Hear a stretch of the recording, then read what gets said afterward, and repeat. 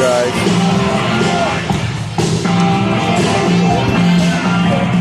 Afternoon. And again, it's the first rider to complete the 8-lap distance over the double figure eight that gets the trophy, the prize money, and gets to go on to our championship feature.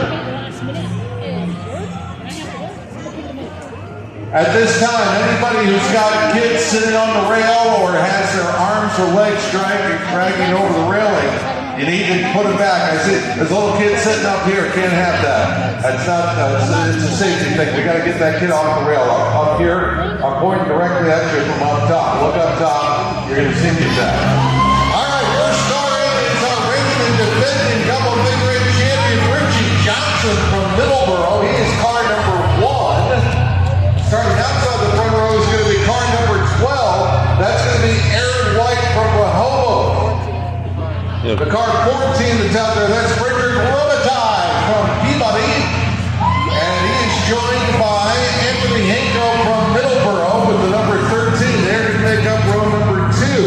Then we have the 15 is John Ballou out of Rockport. And finally, car number 16, all the way from North Berwick, Maine, is Dave Hill. Wow. Dave Hill. All right, so we will go ahead and lock in the arena here. And thanks to our hard-working arena crew and the rest of the gang to help us out here. You hearing that, everybody? Dave Hill from Maine. Topsfield arena. I have a cousin named Dave Hill. Getting some quick pictures down here. My cousin Debbie's ex-husband was Dave Hill, everybody. I don't know if it's the same person or not. Where they are scoring the event and videoing the event, just in case we need to go back and review.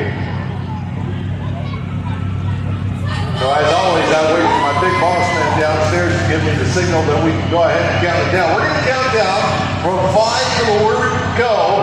Then they'll get the slow roll, and then when they come around, the green flag will wave, and we'll get the first qualifying event underway.